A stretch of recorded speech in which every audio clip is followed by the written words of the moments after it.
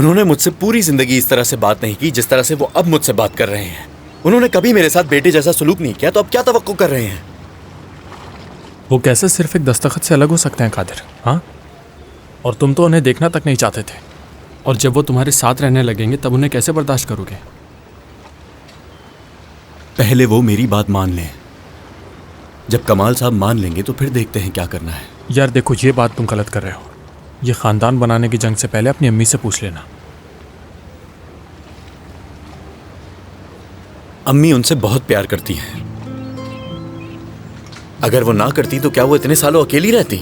बहुत सारे लोग थे जो उस वक्त मेरी अम्मी से शादी करना चाहते थे, मगर ऐसा नहीं हुआ। जिंदगी सिर्फ उनकी याद में गुजारी। पता है क्यों? क्योंकि वो उनसे बहुत प्यार करती हैं, लेकिन आज तक उनसे कह नहीं पाई। मगर एक बात है,